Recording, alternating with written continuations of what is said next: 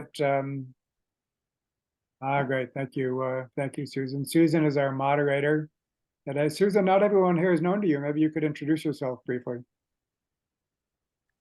Hello, everyone. Susan Soleil. I'm in Salt Lake City, Utah, in the United States.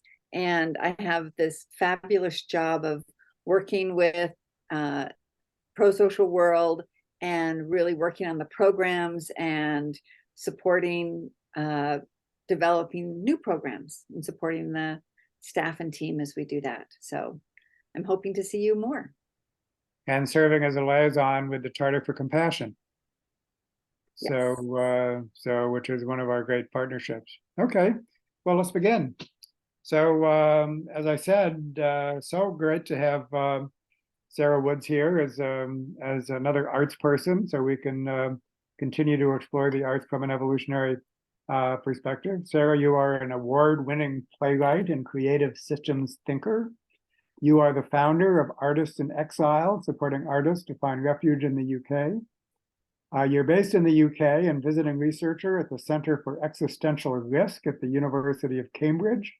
And now what brings you to the States is that you're a Fulbright scholar in residence at the University of Arkansas in Monticello. And I'm going to find a way to ask you what that's like.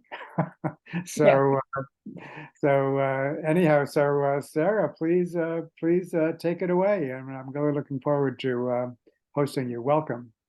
Thanks, David, and hi everybody. It's really nice to be here.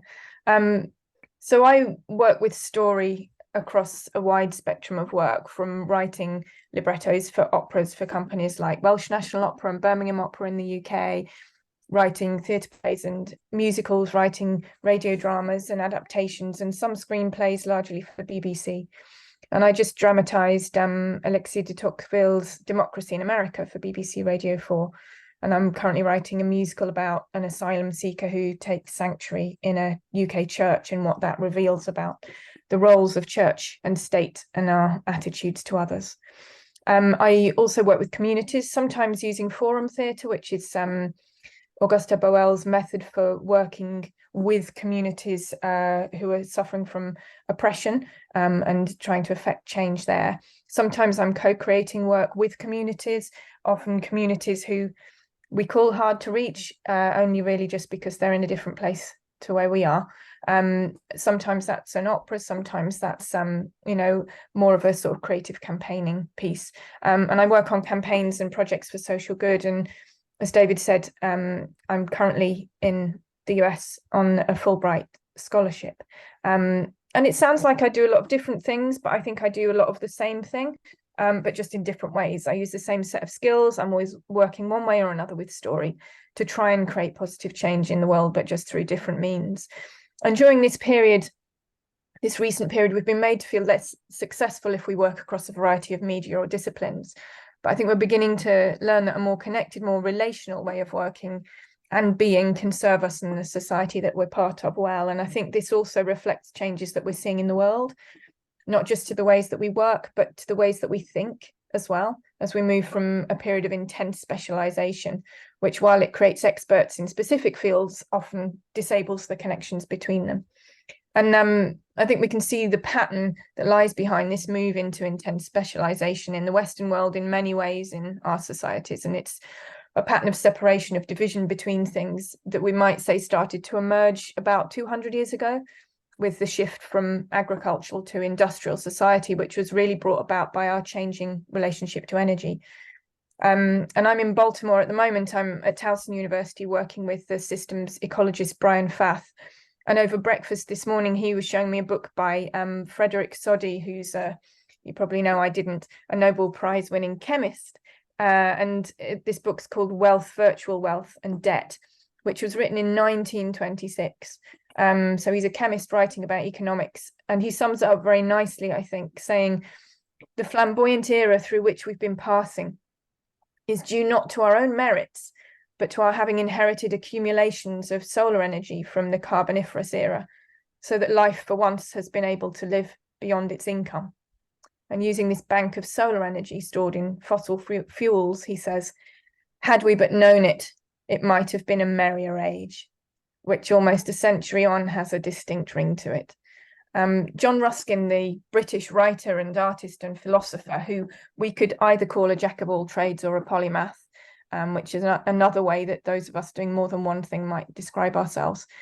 He wrote in The Nature of Gothic, which was a chapter in volume 2 of his 3-volume work, The Stones of Venice, which was published in 1851, that products are the result of healthy and ennobling labor are recognized by the observance of 3 broad and simple rules. The first being never encourage the manufacture of any article not absolutely necessary, in the production of which invention has no share. Continuing that the cutting of precious stones requires little exertion of any mental faculty, some tact and judgment in avoiding flaws, but nothing to bring out the whole mind. Every person who wears cut jewels merely for the sake of their value is therefore a slave driver, which sounds stern, but I agree with him really. And on the subject of the division of labor, he continues, it's not truly speaking the labor that's divided, but the men. And obviously we can quibble about the use of gender, but I'll stick with men. Divided into mere segments of men, broken into small fragments and crumbs of life, so that all the little piece of intelligence that is left in a man is not enough to make a pin or a nail, but exhausts itself in making the point of a pin or the head of a nail. And for Ruskin, this process of fragmentation, the separation between thinking and doing, between, as he put it, a gentleman and an operative, he says makes both ungentle. And Tocqueville notes this ungentleness too in his classic that I mentioned, having dramatized Democracy in America, which was published in 1835. And he says, when a workman has spent a considerable portion of his existence in this manner, his thoughts are forever set upon the abject of his daily toil. His body has certain fixed habits. In a word, he no longer belongs to himself, but to the work he has chosen. And I went, while I was working on Democracy in America, which I did as a trip through the UK, so it was democracy in the UK really, and looking at democracy now in the UK. And I spoke to Joanne Glogger, who's the keeper of collections at Redditch Needle Museum, which is sort of in the middle of the UK. And in the Victorian period, 90% of the world's needles came from Redditch, which is a rather nondescript sort of a place that seems to be largely made of little roundabouts. And she told me a story about a visitor who was being shown around one of these needle factories, who saw a workman who appeared to be stationary, but he wasn't stationary. He was kick-stamping the impression of the eyes of the needles, where the eyes were going to go, so fast that he looked like he wasn't moving. And as Tocqueville says, while democracy seems to open 1,000 different paths to fortune, manufacture binds him to a craft, and frequently to a spot which he cannot leave. It gives him a certain place in society beyond which he cannot go. And in the midst of universal movement, it renders him stationary. And it was this pattern of division, of being rendered stationary, of othering and of separating, of fragmenting and siloing and specializing, which I just wanted to use as the sort of, I guess, foundational pattern of what I talk about, which is a pattern which in many ways we're all living really.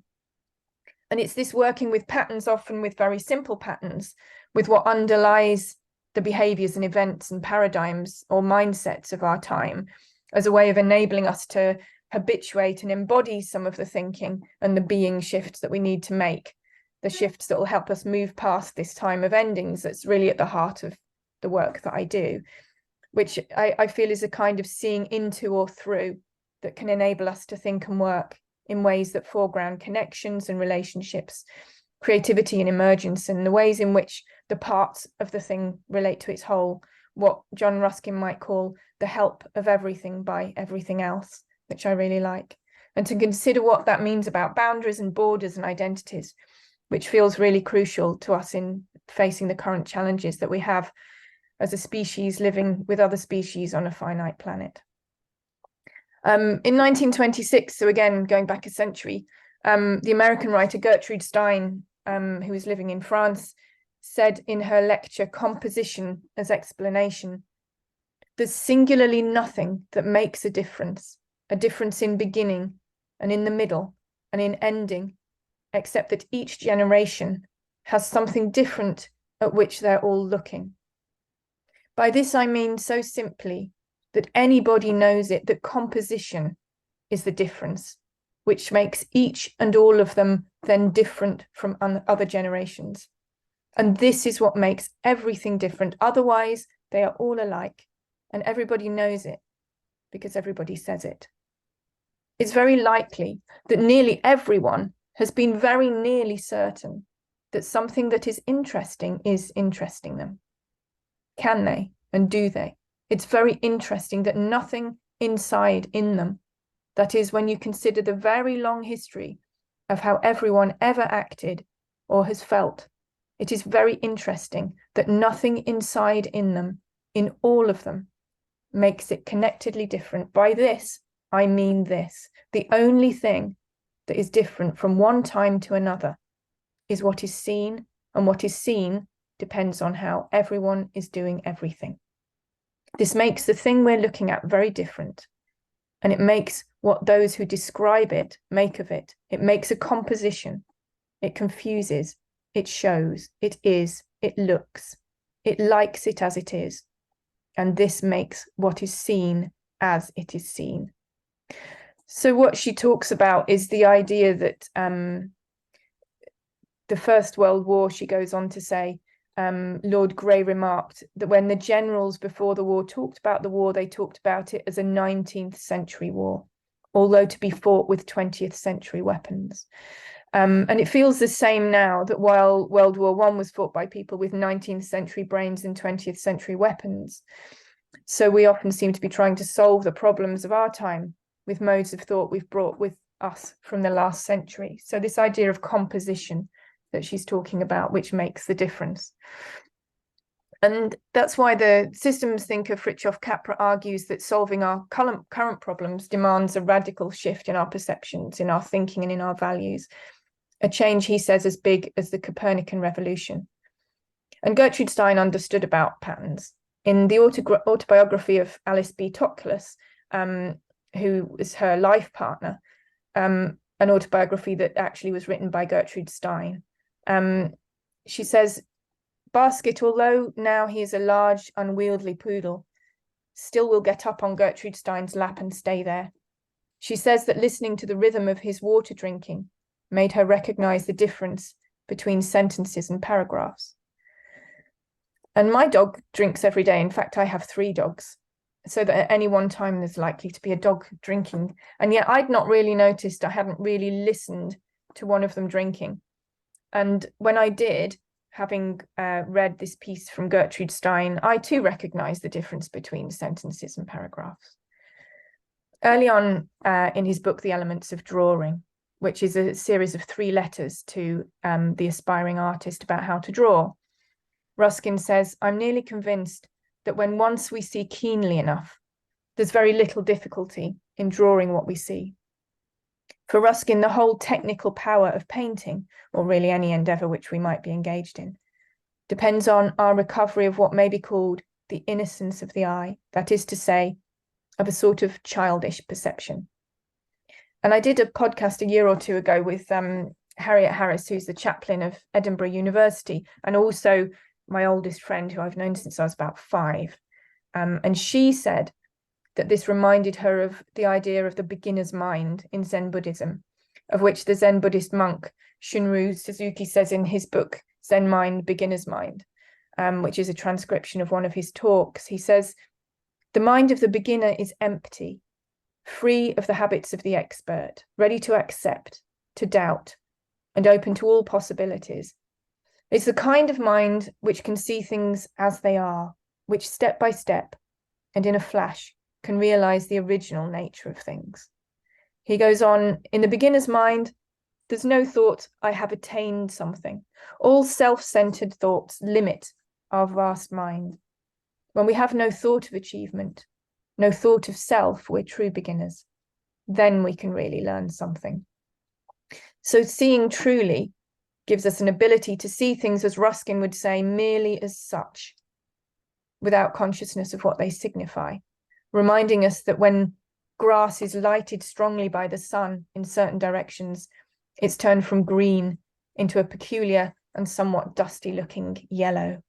But the very few people have any idea that sunlighted grass is yellow.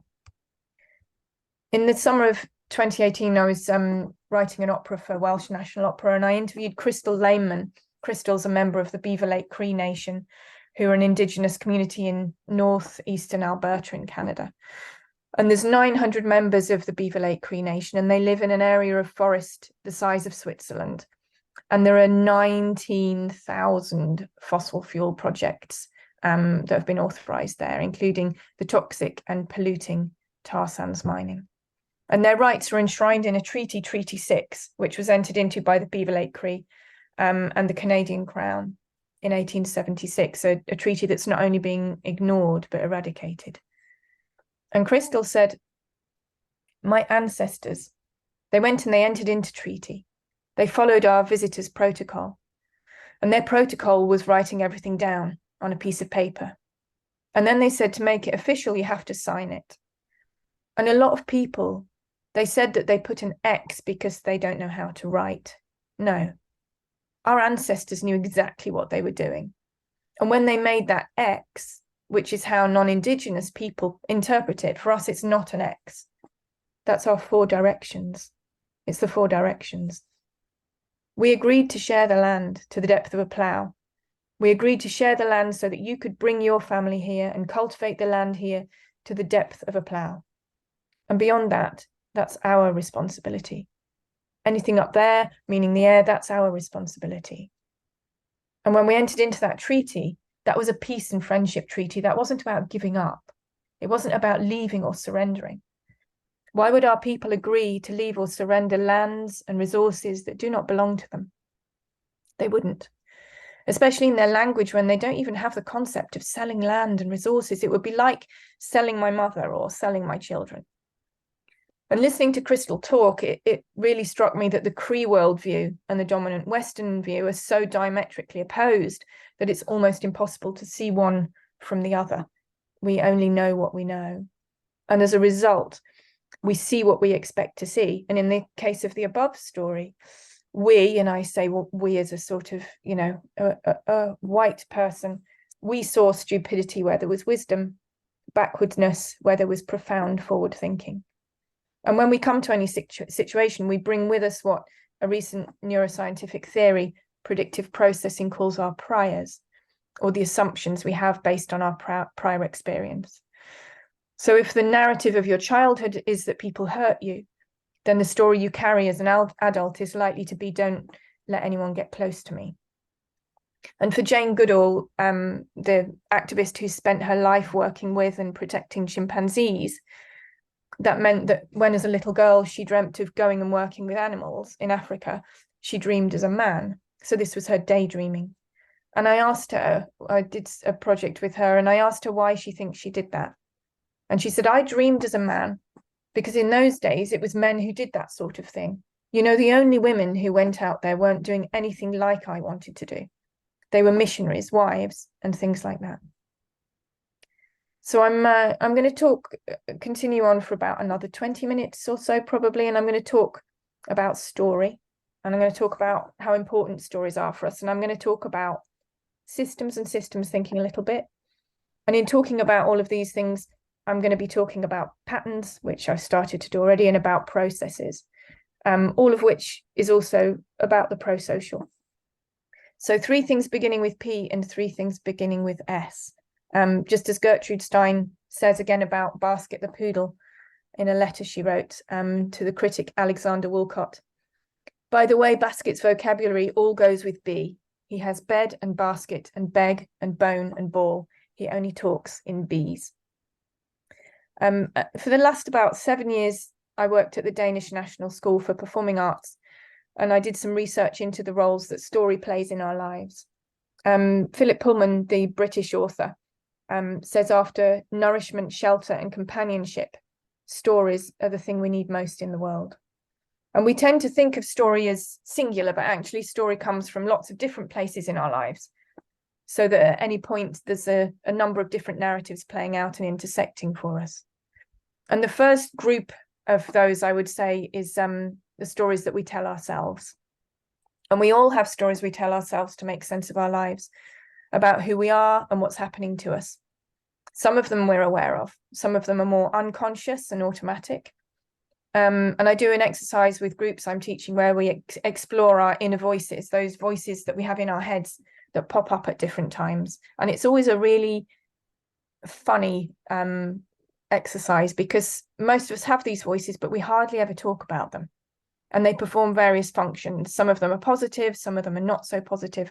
And a lot of them seem to be the same in the teaching I've done across countries and cultures. And those inner voices affect how we see ourselves. They affect how, what we feel we can do in the world, which Auguste Boal, I'd mentioned, who developed forum theatre. So the Brazilian theatre maker, he calls it having cops in the head, a sort of internal version of the oppressions of our society. And then we have stories we share, the stories that we share with our friends and our family and our communities, actual and also remote now. And those communities, they shape our worldview, the stories that they tell us how we feel about our lives and about the lives of others. And I've mentioned a little bit Tocqueville's Democracy in America.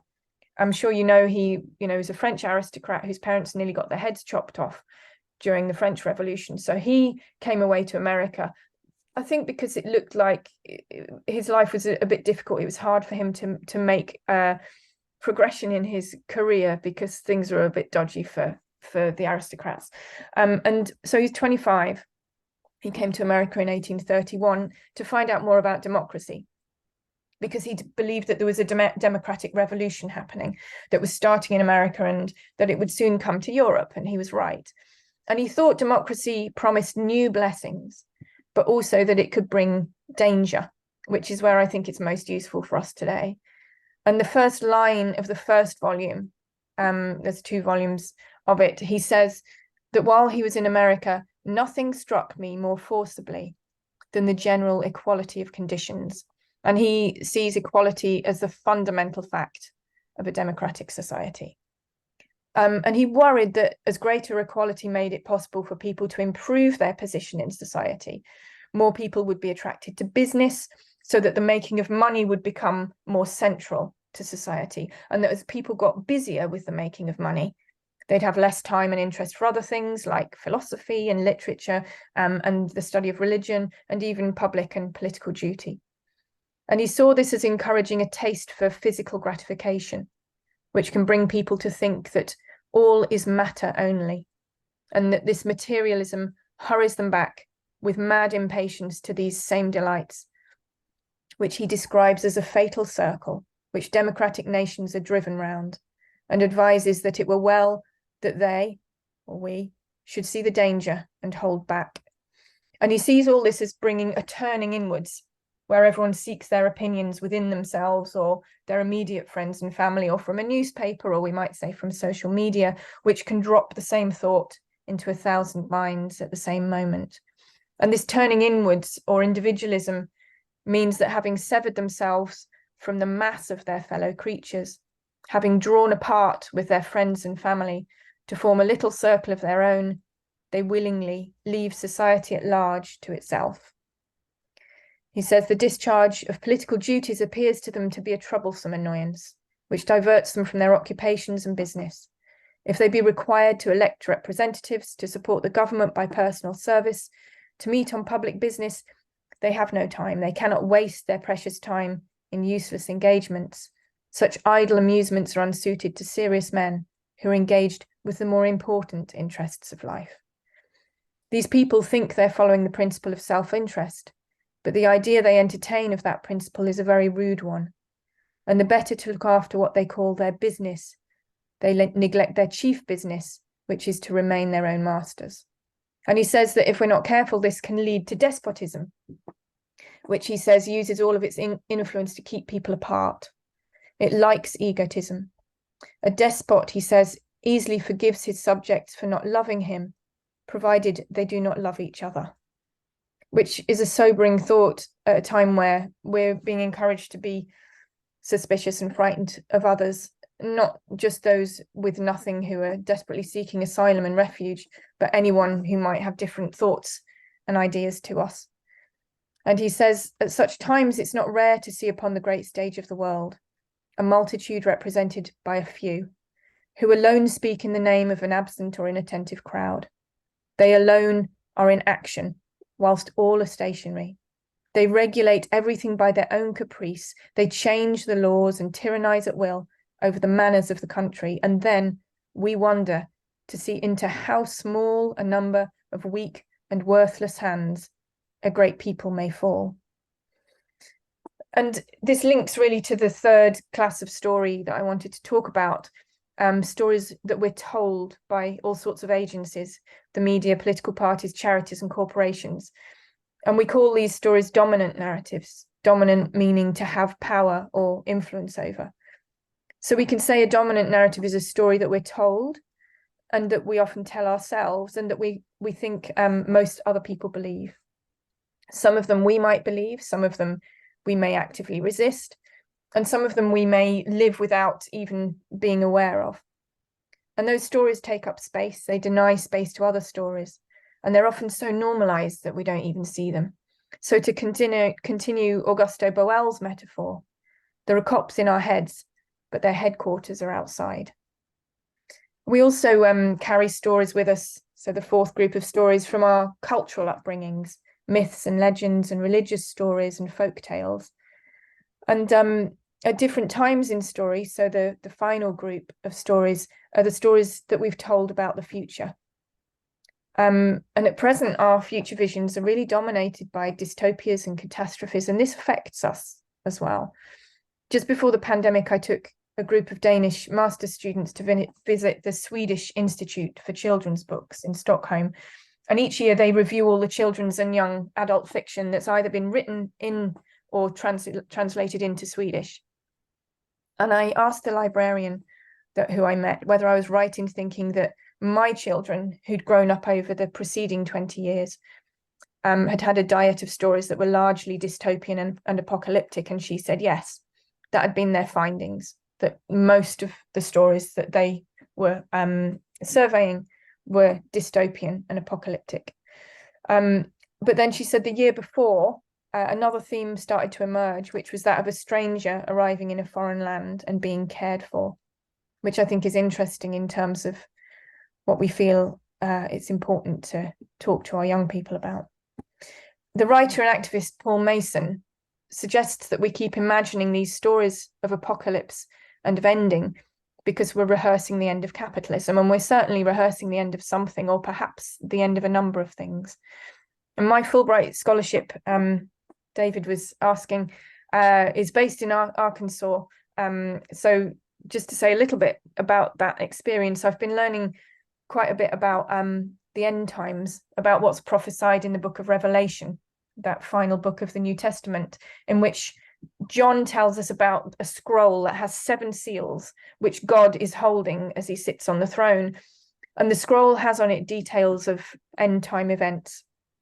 And these seals, the 7 seals, were opened one by one by Jesus. And these are quotes from the New International Version, which says that when he opened the 7th seal, there was silence in heaven for about half an hour. 7 angels then sound 7 trumpets. And the first angel sounded his trumpet, and there came hail and fire mixed with blood, and it was hurled down on the earth. A third of the earth was burned up, a third of the trees were burned up, and all the green grass was burned up. The second angel sounded his trumpet, and something like a huge mountain all ablaze was thrown into the sea. A third of the sea turned into blood. A third of the living creatures in the sea died, and a third of the ships were destroyed. The third angel sounded his trumpet, and a great star blazing like a torch fell from the sky on a third of the rivers and on the springs of water. The name of the star is Wormwood. A third of the waters turned bitter, and many people died from the waters that had become bitter. The fourth angel sounded his trumpet, and a third of the sun was struck, a third of the moon, and a third of the stars, so that a third of them turned dark. A third of the day was without light, and also a third of the night. As I watched, I heard an eagle that was flying in midair call out in a loud voice, woe, woe, woe to the inhabitants of the earth because of the trumpet blasts about to be sounded by the other three angels. So that's just four of the angels. And it goes on. We get some locusts that look like horses preparing for battle, on their heads wearing crowns of gold with human faces and hair like women and teeth of lions. So they in their tails have the power to torment people for 5 months. It's quite specific. So there's more trumpets, and then there's a dragon, and then there's some other things. And just after the Second World War, Frederick Pollack, who is credited with being the first futurist by some people, he wrote a book called The Image of the Future, in which he said that we need positive images of the future to be able to create change. And Frederick says, as long as society's images of the future are positive and flourishing, then the culture will flourish as well. And listening to people who I'm working with in Arkansas, in Monticello, you know, that book of Revelation, that idea of the end times, is quite strong even for people who have moved away from it as a core belief. You know, it makes me wonder where are, apart from all of the dreadful visions that I've just read through, where are our visions of the future? And if we don't believe what the book of Revelation tells us is going to happen, what do we think is going to happen next? And I first came across David Sloan Wilson's work when I was leading an anti-fracking project for the cooperative group in the UK, Frack Free UK. And he came to speak at an event that I was invited to, and I felt an immediate kinship. And I was really inspired, and I read Evolution for Everyone, which had just come out. And then I read The Neighborhood Project, which came out a few years later. And I've followed his work since, and it's been really foundational for me. And I'm obviously still playwriting, and that's where I started out as a playwright. Well, before that, I started out as quite a shy child with a vivid imagination and a deep curiosity about why people do what they do, which at that stage in my life mainly consisted of other children and their parents and people in shops and people on buses. And that mixture of curiosity, of observing, of noticing led me to start to write stories, which took me then into writing plays. And when I was in my early 30s, I was asked to restructure and run the MA in playwriting at Birmingham University. And David Edgar, who's you know, a great playwright at the time and still, who'd run it before, had this methodology. And I remember standing outside the building with my dog, who I'd not been able to get dog care for, young children at home in childcare, feeling, you know, really quite busy at that point, as you do with young kids, and that life as a career is developing. And I thought, well, I need a methodology, and how am I going to find a methodology? And I started to think about patterns in nature. So spirals and branching patterns and explosions. And the idea that although the natural world seems infinite, it's actually much more limited than we might think. As Wolf Streich says in his book, Forms and Patterns in Nature, nature uses the same ideas in her forms and patterns in quite different places. So while the natural world appears to champion difference, its patterns are surprisingly limited. And it's not just trees and leaves that have branches, rivers do too. An underground train system transports passengers using the same branching pattern that their vessels use to transport blood. The turbulence we see when we pour cream into a cup of coffee is there, in swirls of smoke rising from a fire. A fern head unfolds like water spiraling down a plug hole. For pattern, there's no division between the living and the non-living, between the waves of a zebra's stripes and sand blown across a beach.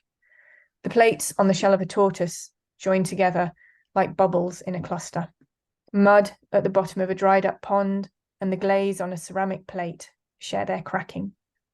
The three-way joints in the wrinkles on the surface of our brains are inversions of those on the ridged skin of a dried pea.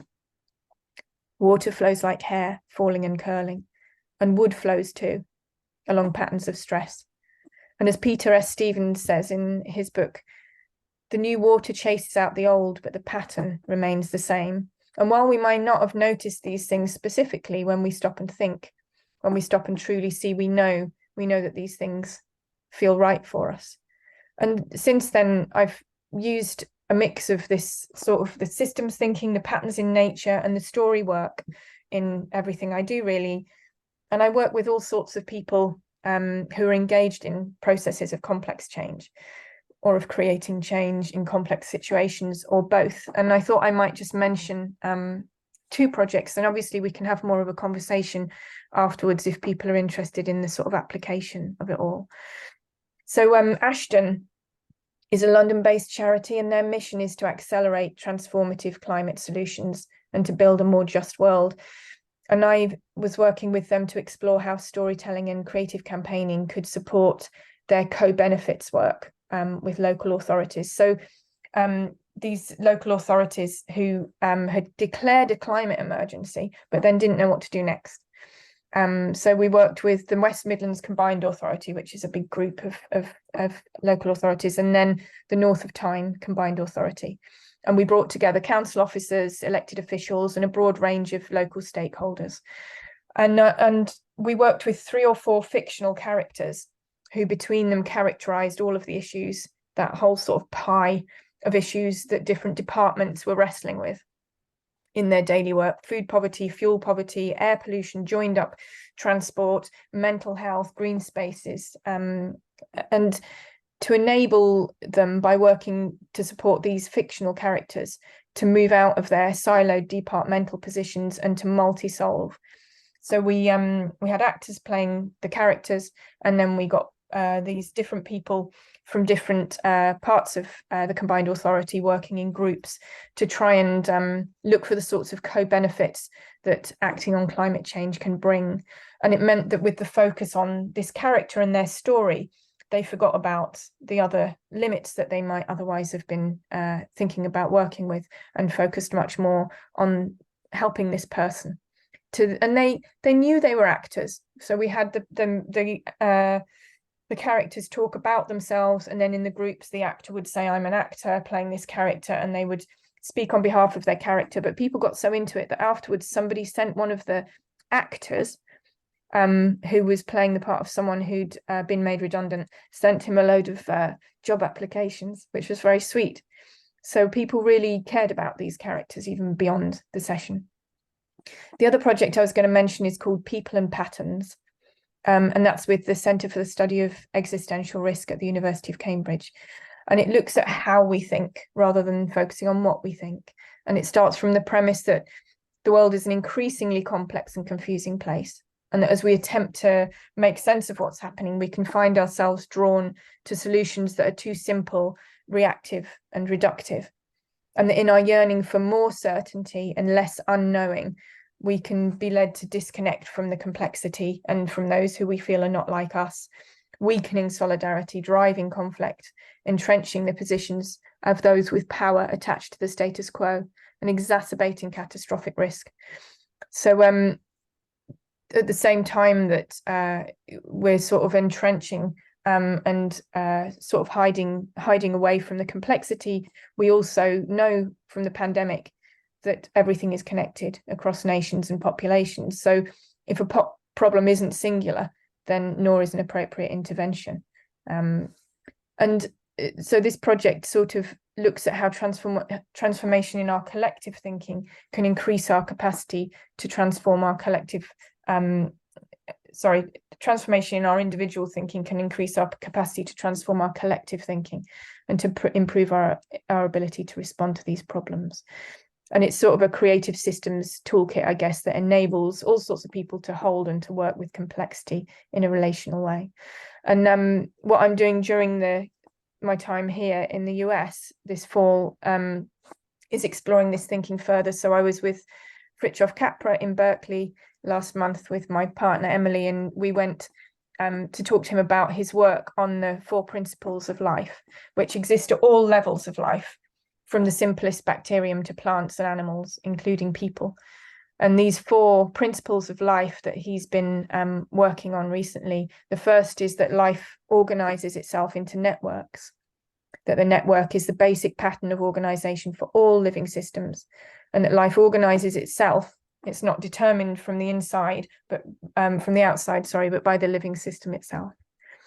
The second is that life is inherently, meaning in its very nature, regenerative. So a living system continually generates and regenerates itself at all levels of life, which is known as the theory of autopoiesis, which means self-making. And the third principle is that life is inherently creative. The spontaneous emergence of novelty, of new structures, behavioral patterns and processes is characteristic of life at all levels. And the last one, which perhaps is the most radical one for conventional scientists, is that life is inherently intelligent, that wherever you have life, you have knowledge and cognition, and we can say intelligence. So I'm now at the University of Towson in Baltimore, spending a few days with the systems ecologist Brian Fath, exploring patterns in ecosystems and what those patterns in ecosystems have to teach us about side effects or unintended consequences, connections of mutuality in networks, the importance of indirect flows, or what happens in the margins, and expanding the adjacent possible. And on Sunday, I'll travel over to see David and his wife and their dog, which is very exciting. And I'll just finish where I started, with a bit of John Ruskin, who in The Law of Help, which is in Modern Painters, Volume 5, in that he defines composition, which I mentioned earlier, as the help of everything in the picture by everything else. Inanimate objects, he says, like clouds and stones, are different. Their atoms may cohere or consist with each other, but the taking away of one part of it doesn't injure the rest. Whereas in a plant, the taking away of any one part does injure the rest. If any part enters into a state in which it no more assists the rest and has thus become helpless, we call it dead. The power which causes the several portions of the plant to help each other, we call life. A pure or holy state of anything, therefore, is that in which all its parts are helpful or consistent. They may or may not be homogeneous. The highest and first law of the universe, and the other name of life, is therefore help. The other name of death is separation. Government and cooperation are in all things and eternally the laws of life. Anarchy and competition, eternally and in all things the laws of death. Thank you. I'll leave it there.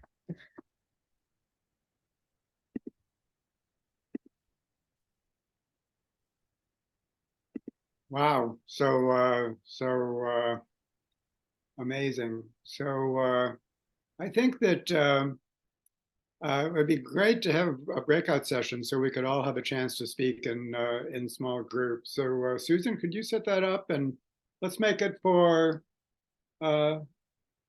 until the hour. Let's make it for 13 minutes and strive for 3 people per group. And how long did you say? 15 minutes? Oh, well, right up until the hour, so that would be 13 minutes by my. 13 minutes. Okay. I've got that. All right. Done. And I'll just open the rooms and you'll see the timer up in the corner. Okay, that's great. Thank you, Susan. Thank you.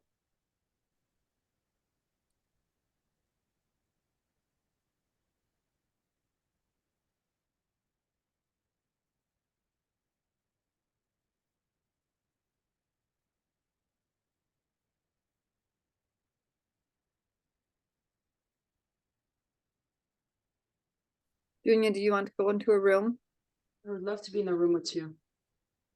Well, do you want to stay in this room with me, or do you want me to Yeah, send let's talk about it. I would love for us to be able to. It was so beautiful. What a gift. Wow. Yeah, that was really lovely. Let me just fix this because I couldn't hear you. Oh, okay. Okay. And just so I can see if it works. Uta, are you there? Are you able to join our conversation?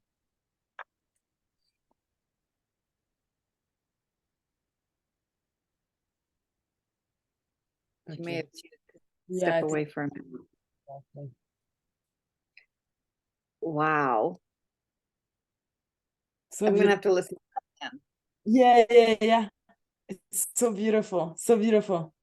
Just brilliant, brilliant, brilliant. It's so inspiring, and the way in which, yeah, it's just, it's a feast. I'm just Yes, yes. Pat, do you want to stay here with this group? I'm not sure if you saw a room assignment. You're welcome to stay here with I us. was just all by myself in my breakout room, so I figured I'd come back. Oh, okay, Yeah, awesome. I'm right. glad you just came back. Lovely. It's possible that my other account, I was on my phone, so it's possible that I was actually meant to be with Pat. So things self-organize. Yes, yes. Hmm, So, I'm just being asked to go to breakout room 3, so I'll be back in a few minutes. sounds good. Pat and I can Okay. savor what was just gifted to us here. Donia, how do you pronounce your name correctly? Dunya. So it's Dunya. the OU is pronounced U. Dunya. Mm. Is that right? Yep. Well done. Nice. Yeah, there was so much there that I was kind of Yeah. struggling to absorb. It's I personally love how rich the fact that it felt like art. It was all being weaved, and it was like an interdisciplinary it was a trans-contextual feast, really, because it was like the fact that you're able to and I think that Sarah embodies a shift on many levels. The fact that she's having all these conversations with people in very different fields, and that she's able to have groups in very different contexts, in very different places, is just and that the places in which she finds voice for the patterns that she notices, and she strings them together, is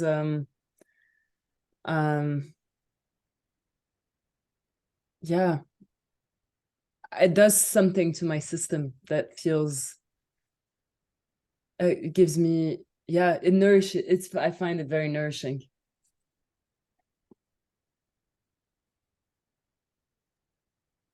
So Martin ended up in a room without anyone, so I've invited him here to our space. Okay, thank you. Yeah. Mhm. So Pat or Martin, what's coming up for you as you hear her read? For me, I think that there's two parts. One is the work of Augusto Boal. I know a little bit about his work, and secondly, it's the area of story. I loved what she was saying about, the different narratives, the stories we tell ourselves, the stories we are told, the stories we share. Yeah. It's interesting when I listen to you, Martin. It reminds me, another thing that really touched, like that struck a chord for me, was the network as a unit of organizing, and I can see how that also relates to story. How we draw these lines between these points together. So I just noticing this parallel. How Reading about Emergent sorry, go ahead. I'm reading this book called Emergent Strategy right now, and that network piece reminds me of a big theme in that book, in terms of, we think about networks as sort of these lateral connections of broad connection, right? But thinking about networks in terms of deep connections, and the strength of or the health of the network being in deep relationships with others.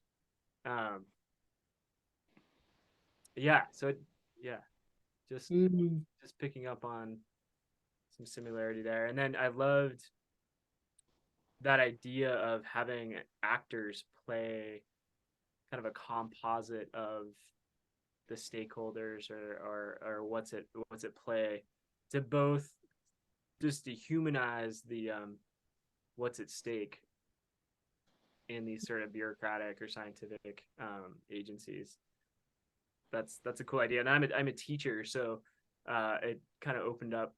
It's like, oh, that would be a cool lesson plan to have some students play stakeholders based on what they're learning in like a sustainability class or something like that.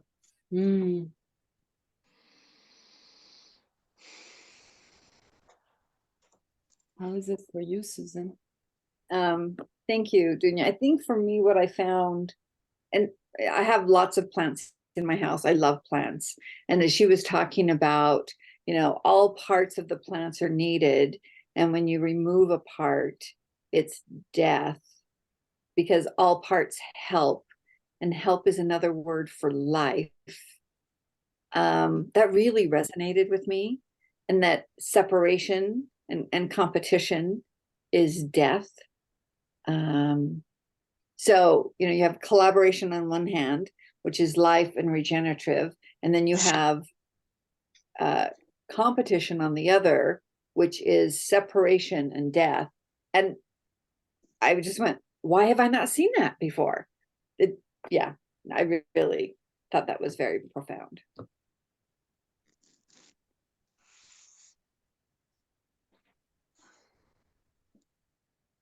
Listening to you, Susan, I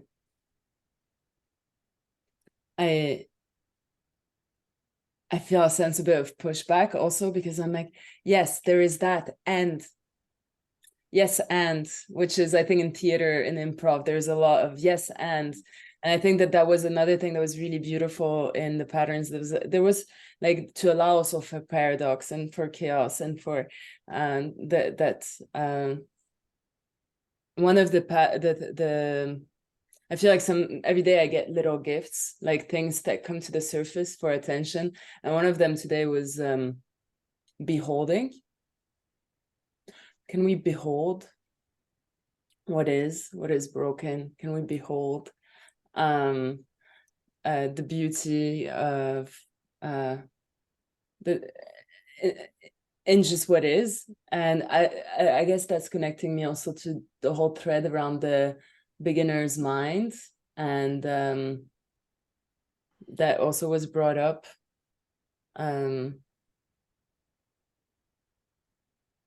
And another thing, and this is perhaps more directly to Susan, because we work together, so we get to play every day. And one of the things that we were, I don't know if you're familiar with these white supremacy. Whoop! I fell down. White supremacy patterns, and then my partner was really upset about the term white supremacy, and I think that there's something there to be upset about, because it is triggering, and I want to bring together, like, I want to be able to have these conversations that bring together. And one of the words I felt tonight, I got a little key, because Sarah was talking about dominant culture or dominant, and I think that might be more appropriate. So that was another little thing, because I can see how everything is so sensitive right now. I'm having these conversations with my Muslim friends, with my Jewish friends, and it's just there's just so much intergenerational hurt that's just feels like it's very raw. And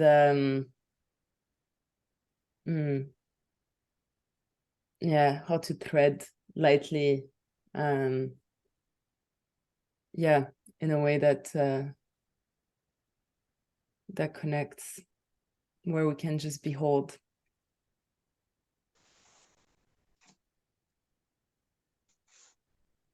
Thank you. We only have a couple minutes left. Martin or Pat, do you want to share anything?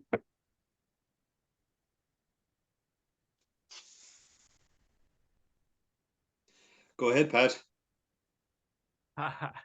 Well, the strand that came up for me when you were talking, Susan, and that what she was saying about death and life, and help and collaboration being life. What I thought of there is that when we think about life and natural selection, there's certainly a dance between life and death, and selection really depending on death, and individuality really depending on separation, and even like speciation really depending on separation. So there's this dance between life and death, help and collaboration, and otherness that sort of happens, and that sort of one doesn't exist without the other. But certainly in our dominant culture, we're emphasizing one over the other, probably to our detriment. But any evolution requires some death of old modes, right?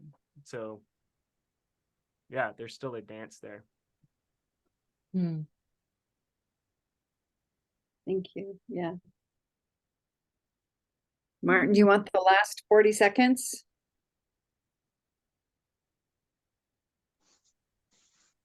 Thanks for the offer. I'm good. Thank you. It's beautiful to have Utah's eyes in the room with us. She's just watching us, and it's like the light behind her and her hair. Hi, Utah.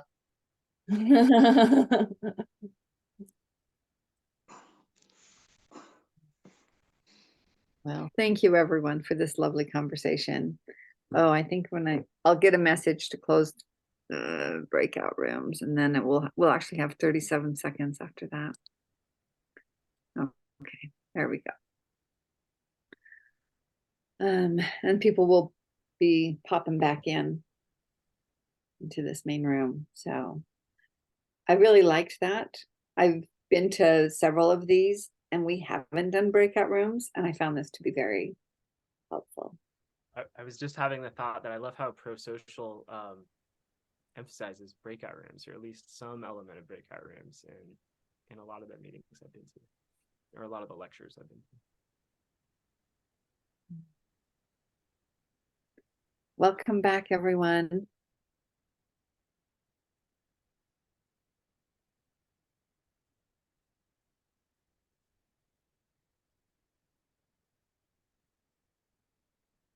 Oh, and David, your mic is off. Yeah, whenever we have these and we have breakout sessions, the report is, oh, and the best part was the breakout session. That was the case for me this time around. So here we are as a whole group, and please queue up by raising your virtual hand. I don't like to go first, and so hopefully there's some brave people who are eager to ask questions to Sarah, and then I'll chime in at some other point. But now that your tongues have been loosened in your breakout sessions, let's have a great conversation.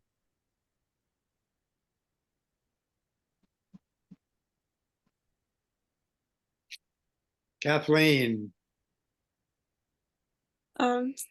Sarah, I really enjoyed your talk, and I'm very interested in stories. As I was saying in the breakout session, I got a little bit lost, and I was wondering if you could clarify, because you talked about 4 kinds of stories: stories we tell ourselves, stories we share with others, then the dominant narratives, stories told by agencies, and then stories of the future. And so there was another one, which is stories from our past that we bring with us. So 5. But I guess I thought of that as, stories that we as a culture tell about our past. Okay. But the stories we share with others, that's when you started talking about Tocqueville's Democracy in America. So was your point that people will just get so severed from their fellow creatures, as you put it, that there will no longer be stories we share with others? I wasn't sure what you were saying. Yeah, I guess I maybe wasn't very clear. Sorry. I was just, I suppose I feel that Tocqueville's warnings that he had for us about what can happen in democracy as it progresses is the idea that we there's a turning inwards, and that rather than you know, as he would have been doing in France at that time, have a depth of understanding about philosophy and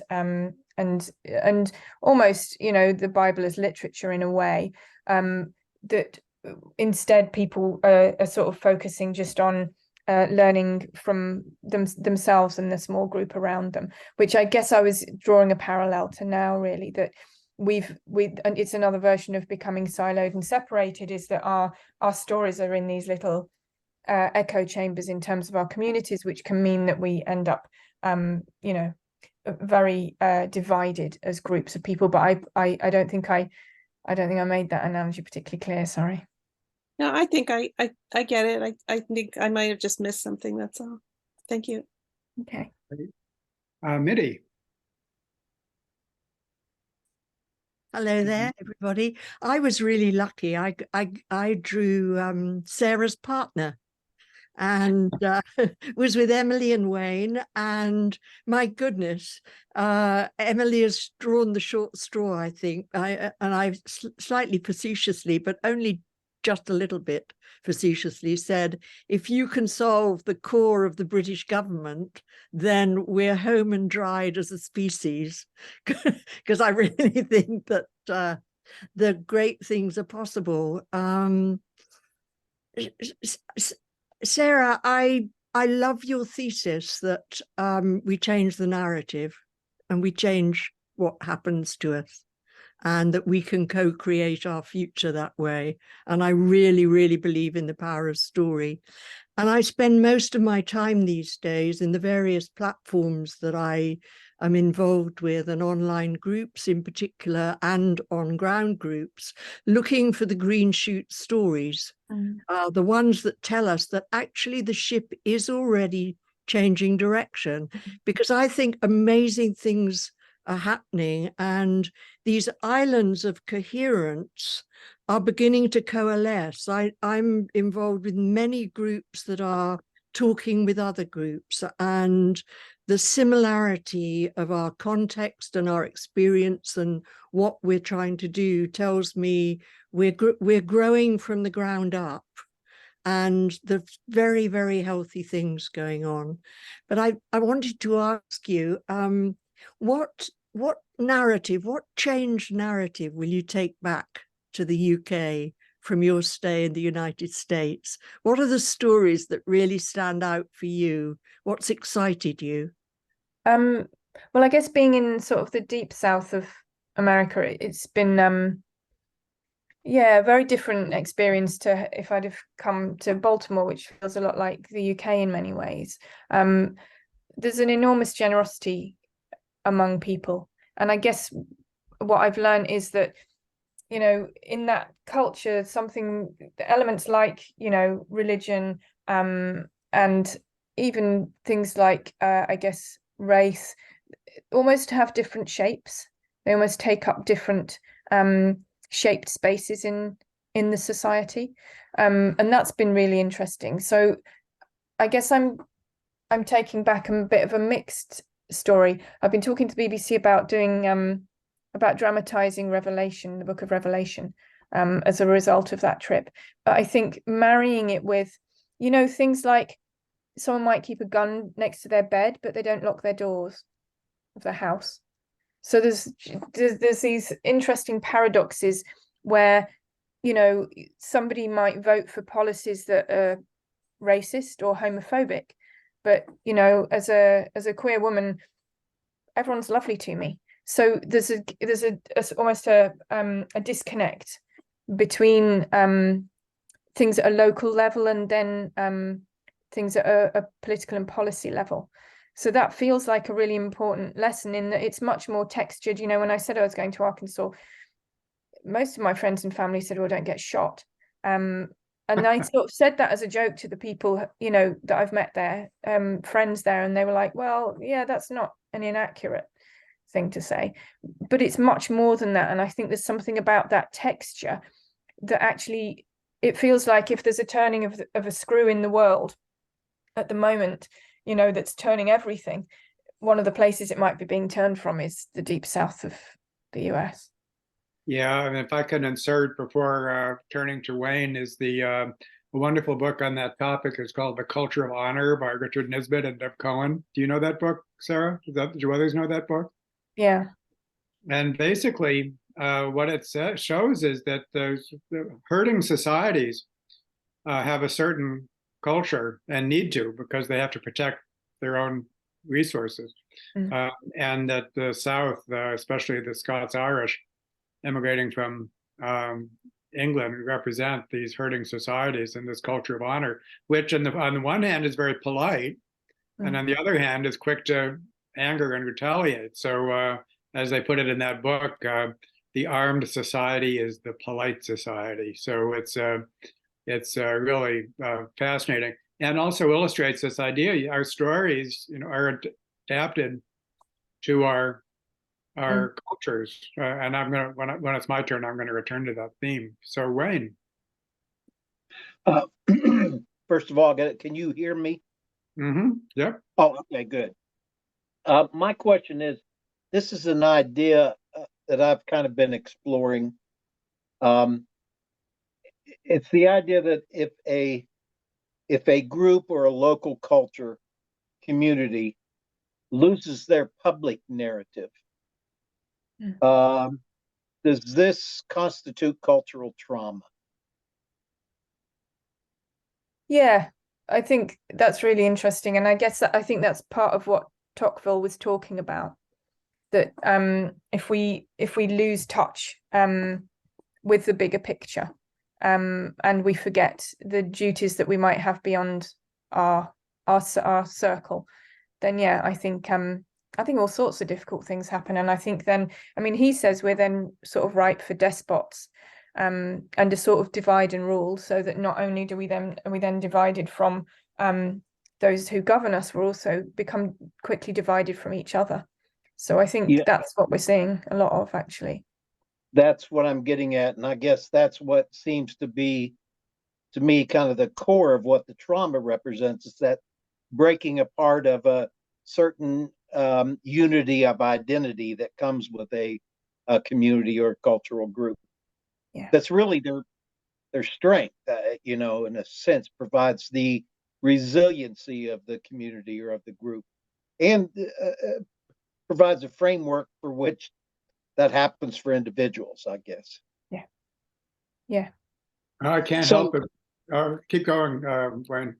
Well, to me, then the next step would be that, and this is an idea I'm exploring in some practical ways, is that the idea then is part of healing that the trauma from that culture becomes an exercise of community reauthoring their public narratives in a sense, and rather than taking the word for it. Like, just a quick example from my life. I grew up in West Virginia, and I had never had learned about the enormous amount of Cold Wars that went on there, prior to my birth in the late 40s, and did not hear about that at all throughout my education. And it was not until after I left school that I started hearing about that and being able to read it.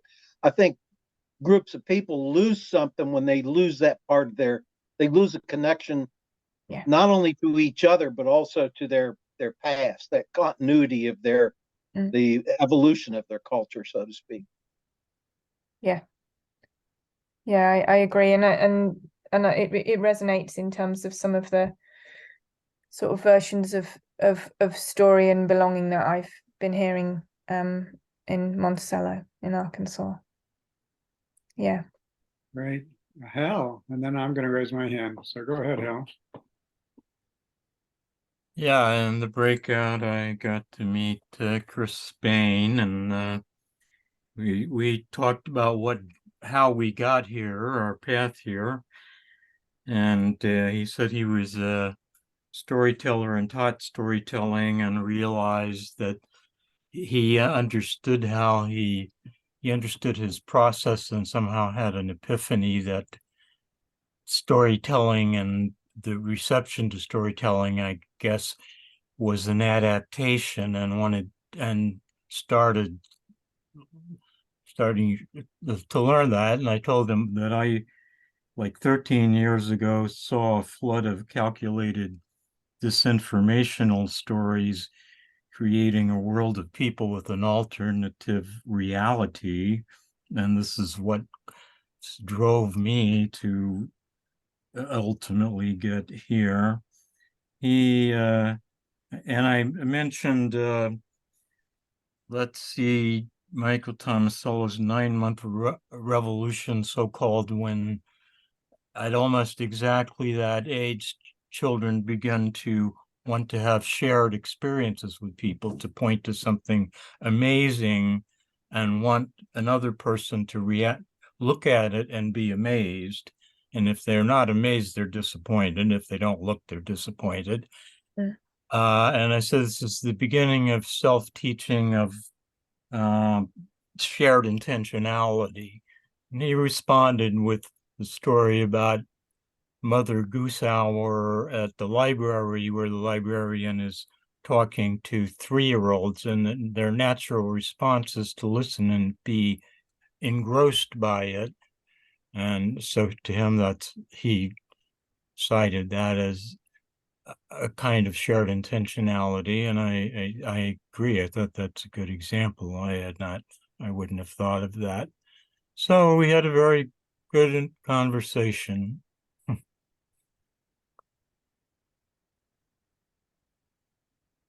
Great. So thank you, Hal. So I so much to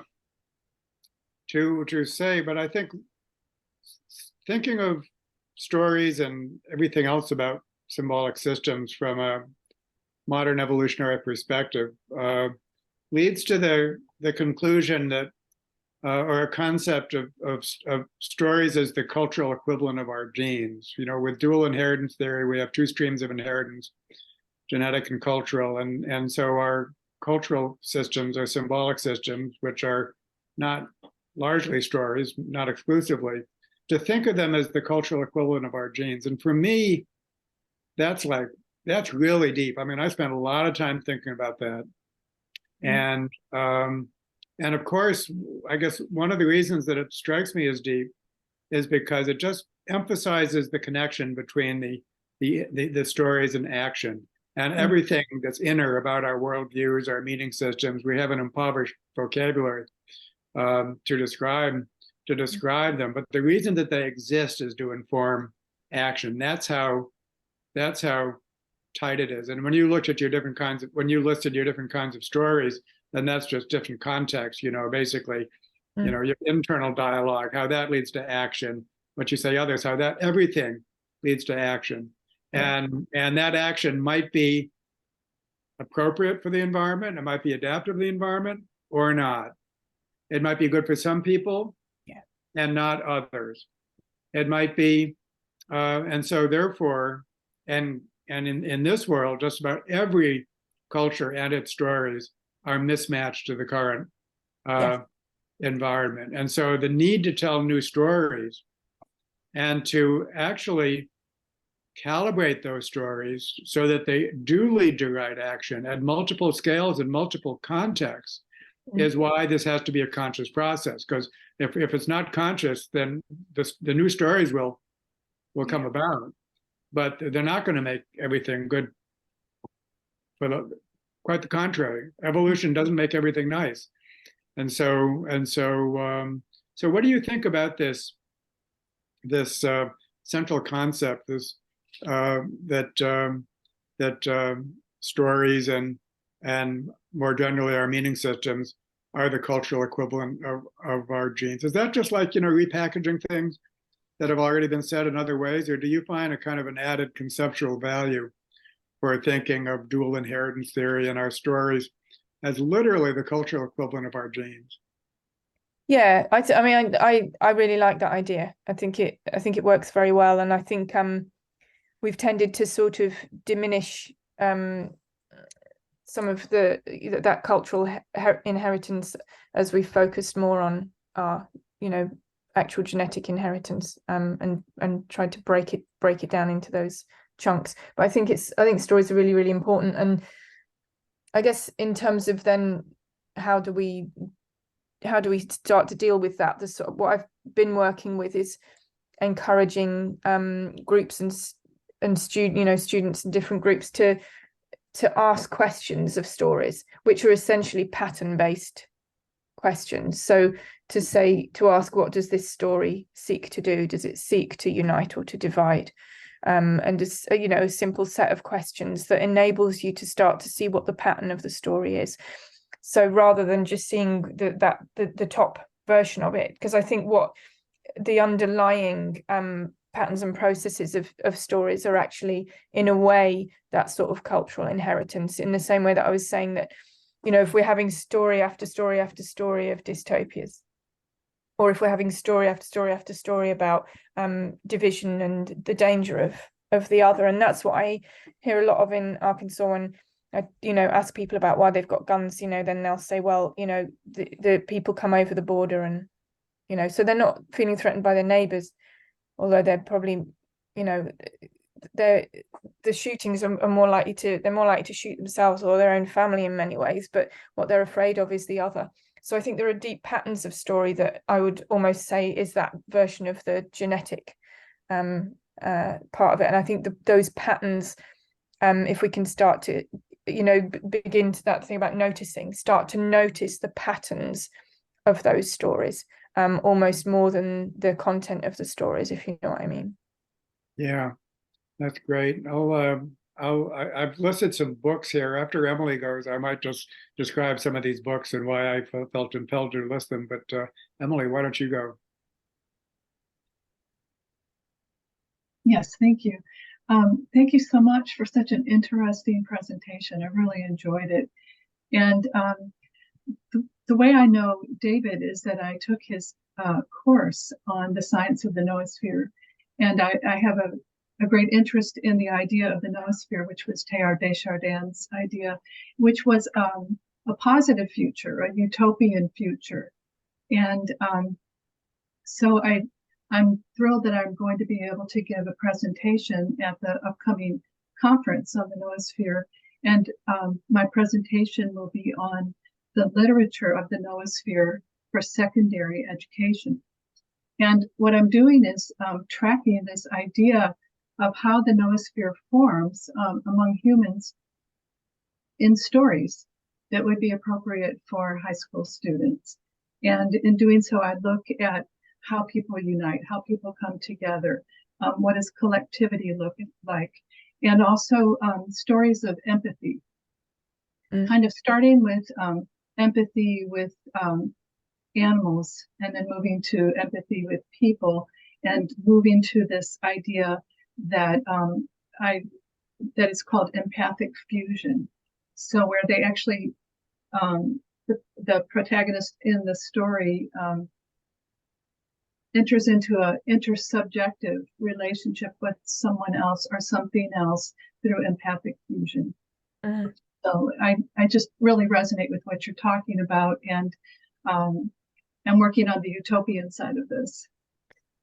Sounds really interesting. I'd love to know more about it when you're a bit further on, Emily. Yeah, are you familiar with Teilhard and his Teilhard de Chardin and the concept of that I encourage you to do your next project after Tocqueville, to do something on Teilhard. Check him out. Okay. That would be very interesting, indeed. A bit about the two books that I listed. One is called The Invention of Tradition. Sarah, do you know that book? No. Oh, it's such a great book. They're two historians. It's an edited volume, and what they show is that how a culture invents its past is at least as consequential for action as how it invents its gods. And so therefore, nearly every culture invents traditions and then attributes more antiquity to them than actually exists, as any competent historian can show. This is like one of these things that's just the fictional element, the fictional aspect of it is just as plain as the nose on your face once you just put on your historian hat, as opposed to your And then they do that for nation after nation, starting with Scotland. And so I encourage everyone to read that book because it really reveals the concept of adaptive fictions. Why do we believe falsehood so easily? It's because they're so darn good at getting us acting. That action connection, that's why we believe in falsehoods. And although we can pursue that thesis for religion, we can also pursue it for the ideas we have about our past, which I think in some ways is even more interesting because it gets you, beyond just thinking about religion per se. And then my fundamentalist education was by a woman who was an evangelical growing up and then outgrew it, basically. So I think she's a journalist in Washington, D.C. or something like that. So it's a memoir of her childhood. And it's affectionate. Wasn't traumatic for her. She's writing an affectionate memoir, and she's a pretty good ethnographer of her own childhood. But the impression that you get is that this evangelical community, in comparison with just modern secular American life, is so different that there has to be so much work in order to pump out and keep out the elements of American secular life it's like osmotic pressure. I mean, I was literally thinking of a cell and how the cell has to work to maintain its internal milieu. And the energy that's required to do that. That's how much energy was required for this evangelical community to keep so much out and in order to maintain its internal milieu. And I think that's true for all cultures to a degree, but it was an amazing, so there's no question there, but if you might want to reflect on it, but we have 4 minutes before, and now, you know what I might do is just call on people at random. Isn't that devilish of me? So if you don't want that to happen, raise your hand, and then otherwise we'll just have a little popcorn signing out, which is always great fun. So anything you want to say at this point, Sarah? Do you want to just proceed to a rapid checkout?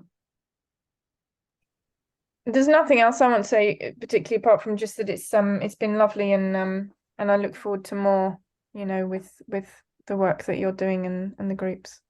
So thank you. We get to hang out in person. Isn't that going to be? I know. That's going to be great. Excellent. So, okay, Susan, what's your checkout? I have loved this. It is poetry and science and patterns and life and exploratory adventures with words. And so I have thoroughly enjoyed this. Thank you. Awesome. How about you, Ken? Thank you so much, Sarah. And as a playwright, I just wanted to ask you, I do have always had an interest in theater. What do you think is the most interesting play you've written? What's the first one that I should look at? Oh, well, you could have a look at an easy one to look at is because somebody put it on YouTube very helpfully. I did a dramatization of Das Kapital, looking at the smartphone as the metaphor really, and that's helpfully on YouTube, and someone's even put the chapter notations of the original book. So that's an easy one to pick up because it's there, and I feel it's a useful one to just reconsider some of those ideas about value in relation to the markets and labor. So yeah, that might be a good place to start. Thank you very much. Thank you. Yeah, how about you, Penny? Let's see, Penny, are you there? Whoops, nope, I can't. How about you, Tim Moore? And there, Penny's back. So Penny, you're next. Oh, you're muted. There we go. Hi, David.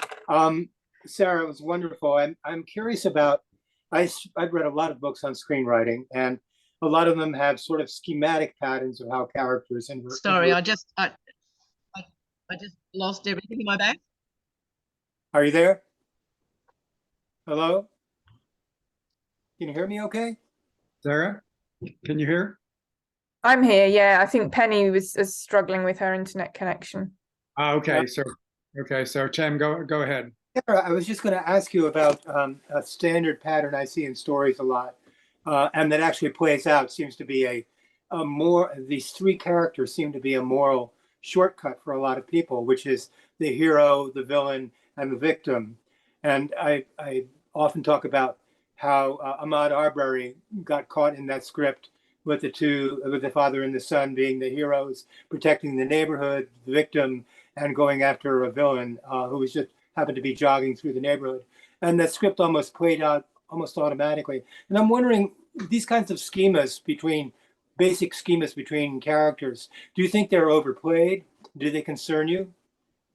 Yeah, I think a lot of them, so the work I've been doing at Caesar at the University of Cambridge, we've been looking at dominant narratives and paradigms and how they sort of link together to not only sort of create the status quo, but then to hold us in that status quo. And I think a lot of these very reductive story forms really do the same, that they actually link to, so that form, for example, is really linked to the way we take and promote military action in situations of conflict.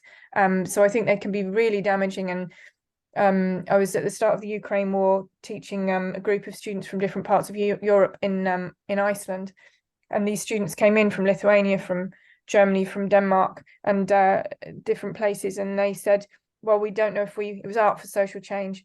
We think we should retrain as nurses and do something more useful. And also, can you tell us why last week we were pacifists and now we would just want to arm the teeth out of Ukraine and we don't understand what's happening to us? So I think those sorts of, and that one you describe is really that sort of drama triangle, they hold us to certain sorts, kinds of action, shapes, patterns of action, and in doing that, sort of invisible other possibilities. So I think they can be hugely damaging. And I think sort of the Hollywood film industry, in that idea of there's only 3 stories or 7 stories or 12 stories or however many stories there are, that reductive notion has been hugely damaging for us in terms of what stories we might tell and how we might tell them. Yeah, and I think that something my novelist father told me that I've always remembered is that in a really good work of fiction, you can see the perspective of all the characters, even the bad guys. You can see their perspective, and I think that demarcates, so-called good fiction or profound fiction, as opposed to some of these more wooden narratives that are. Penny, are you available now?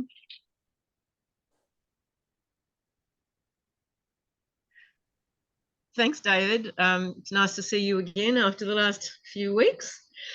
I was so privileged to have shared our speaker in my group and was able to thank her for the amazing presentation. And it really I just found it so, fabulous to be able to link out, and from the work we've been doing, David, on Atlas Hugged, how it linked with a lot of the thoughts that have come from that. So it's sort of made me think a lot of what I want to be able to contribute, and a little part of a bigger process. And I want to thank Sarah, and thanks for organising it, David. Thank you. That's just great. How about Pat? Haley, how about you? Maybe just to share the appreciation for the talk, Sarah, and the appreciation for I'm a teacher, so I kind of think from that perspective of high school students, and I'm a science teacher, but STEAM is really big, putting arts into the mix, and that seems to be what ProSocial is trying to do. So thank you for that. And we're talking about networks that are in your talk, and that's a big part of the noosphere and what ProSocial does. And I'm always grateful for such an incredible network of minds and people that from different perspectives that come to these. So yeah, thank you. That's great. Thank you. Emily, how about you? Well, I didn't think I was going to get another chance to speak. Thank you all so much, Sarah, for your wonderful talk. And it was just a pleasure being with all of you. You've given us a lot to think about. Thank you. That's great. Thank you. And Chris Bremer.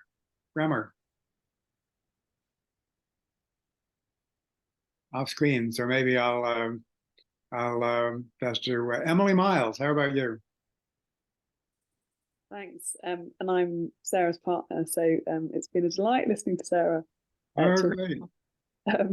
I work in the British government. I run a government department here, and so one of the things I've been thinking about as we've been talking is the stories that we tell about organisations, the dominant narratives we have about organisations and what we're here for, and then that thing that Sarah was saying right at the end about the self-healing properties of life and the sort of regenerative and in effect the way that we as organizations or cultures can learn and self-heal. So that's what's been percolating in my mind whilst we've been having this conversation.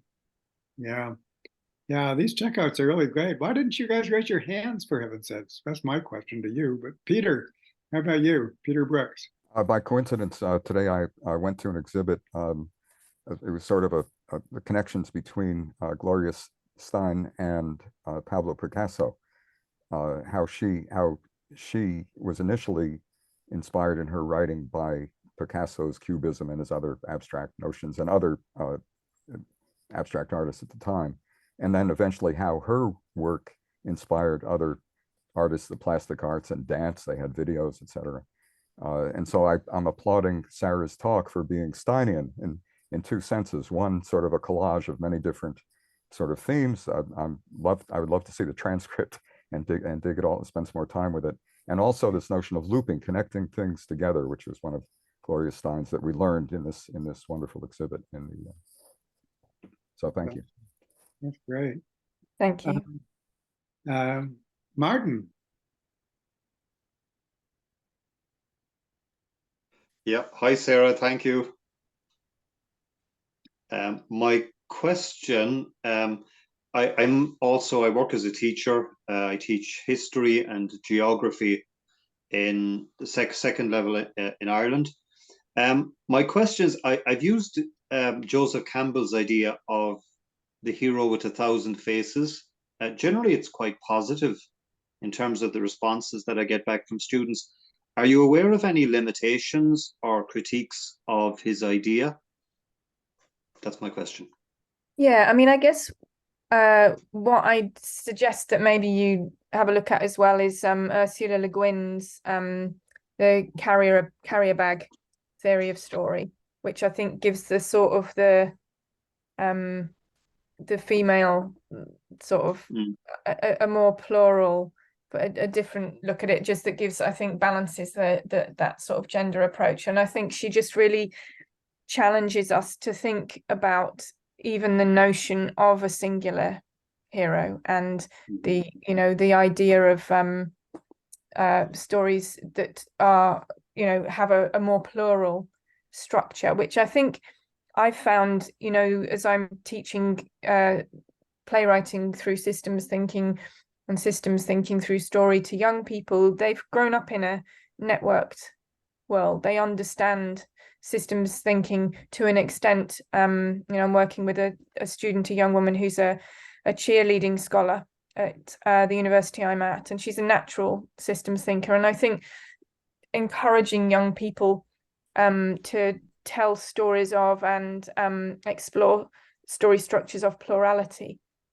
is a really useful way of bolstering what they're seeing in the world around them, but perhaps not always getting in some of the media that is often made by older people. So that might be a good next step. That's fascinating. Uta, are you there? I see your image, and come on if you can, but Dunya, let me turn to you. Thank you. Thank you, Sarah. That was so nourishing and delicious. The first word that came was delicious, and I thoroughly enjoyed it. It's been the way I described it in my little group was like this transcontextual feast, and I just really, it's been nourishing in my body, and it just feels like magic that you've shared with us, and it's been wonderful to listen to everyone's reflection. So thank you, everyone, for being. Great. So, Wayne, and we're gonna come into the end here. Thank you again and thanks, Sarah, for doing this. I realize I don't hear English accents as well as I'd like to. So, but I really appreciate it. And actually the conversation just felt like a big tease. I got so much more I'd like to hear about and talk about in terms of narratives.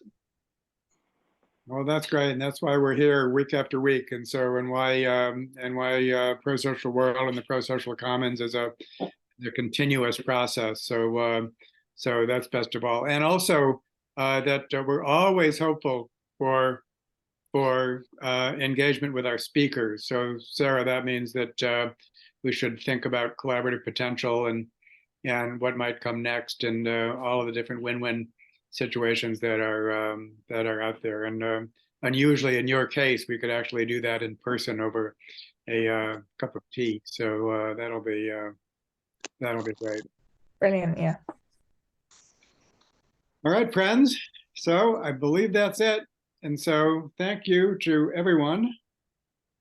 And we'll until next time. Okay.